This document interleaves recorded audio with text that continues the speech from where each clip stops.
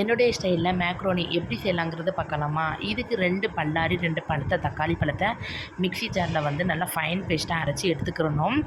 அதை குக்கரில் வந்து இன்றைக்கி நான் செய்ய போகிறேன். குக்கரில் ஆயில் சேர்த்துட்டு நம்ம அரைச்ச பேஸ்ட்டு, 1 ஸ்பூன் வந்து இஞ்சி வெள்ளப்பூடு பேஸ்ட்டு, 1/4 டீஸ்பூன் கரம் மசாலா தூள், 1 ஸ்பூன் வந்து பிரியாணி மசாலா தூள், 1 ஸ்பூன் சிக்கன் மசாலா, 1/4 டீஸ்பூன் வந்து மஞ்சள் தூள் சேர்த்து நல்லா வந்து சுருள வதக்கிக்கலாம். மூடி போட்டு சிம்மிலே வந்து ஒரு 5 நிமிஷம் வேக விட்டு எடுத்தோம்னா சூப்பராக நல்லா அந்த மாதிரி எண்ணெய் பிரிஞ்சு வந்துடும். ஒரு கிண்ண அளவுக்கு ஃப்ரெஷ்ஷான பீன்ஸ், கேரட் வந்து வீட்டில் காய்கறி இருந்துச்சு, அதையும் சேர்த்துக்கிட்டேன். ஏன்னா பிள்ளைங்களுக்கு வந்து காய்கறி சாப்பிடாத குழந்தைங்களுக்கு அவங்களுக்கு பிடிச்ச டிஷ்ஷில் நம்ம அந்த மாதிரி சேர்த்து கொடுத்தோம்னா கண்டிப்பாக மிச்சம் வைக்க மாட்டாங்க. ஃப்ரெஷ்ஷான புதினா, கொத்தமல்லி இலையை நம்ம சேர்த்துக்கலாம். சேர்த்து நல்லா அந்த எண்ணெயிலே வதக்கிக்கிறணும். இப்போ நான் எந்த கப்பில் வந்து பீன்ஸ், கேரட் எடுத்தனோ அதே கப்பில் பாத்திரத்தில் வந்து நான் மேக்ரோனி எடுத்துக்கிறேன்.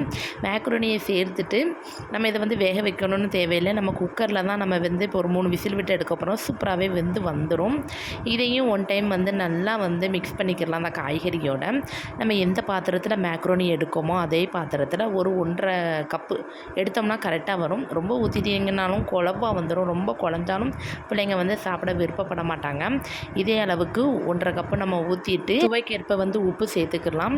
நம்ம உப்பு சேர்த்துட்டு அந்த தண்ணியை நம்ம செக் பண்ணி பார்த்தோம்னா கொஞ்சம் உப்பு தூக்கலாக இருந்துச்சுன்னா அந்த நம்ம சேர்த்து வச்ச காய்கறிலையும் மேக்ரோனிலையும் நல்லா உப்பு வந்து பிடிச்சி வரும். செக் பண்ணிவிட்டு அதுக்கப்புறம் ஒன் டைம் வந்து நம்ம இந்த மாதிரி மிக்ஸ் பண்ணிவிட்டு லிட் போட்டு வந்து க்ளோஸ் பண்ணிடலாம். கரெக்டாக ஒரு 3 விசில் விட்டு எடுத்துட்டிங்கன்னா சூப்பராக உதிரியாக காய்கறியும் வெந்து அப்படி வீடே கபகபன்னு மணக்கும். அந்த மாதிரி இருக்கும். இந்த மாதிரி நம்ம செஞ்சு கொடுக்கும்போது பிள்ளைங்களுக்கு காய்கறியும் உள்ள போயிடும். அவங்களுக்கு பிடிச்ச டிஷ்ஷுன்னு வேறு சந்தோஷமாக சாப்பிடுவாங்க. கண்டிப்பாக மிச்சம் வைக்கவே மாட்டாங்க. இந்த மாதிரி நீங்கள் ட்ரை பண்ணி கொடுத்து பாருங்கள். பிள்ளைங்களுக்கு ரொம்பவே பிடிக்கும். இது என் குழந்தைங்களுக்கும் ரொம்பவே பிடிச்சிருந்துச்சு. ஏன்னா என் பிள்ளைங்க பெரும்பாலும் காய்கறி சாப்பிட மாட்டாங்க. இந்த மாதிரி செஞ்சு கொடுக்கும்போது நம்ம காய்கறியும் பிள்ளைங்களுக்கு கொடுத்த ஒரு ஃபீல் இருக்கும். அவங்களுக்கும் நம்ம அம்மா வந்து நம்மளுக்கு பிடிச்ச டிஷ் செஞ்சு தந்திருக்காங்க அப்படிங்கிற ஒரு மைண்ட் தாட்லேயே பிள்ளைங்களும் சாப்பிடுவாங்க. இந்த மாதிரி டிஷ்ஷில் வந்து காய்கறி சேர்த்தா தான் உண்டு. நீங்களும் ஒன்ஸ் வந்து ட்ரை பண்ணி பாருங்கள்.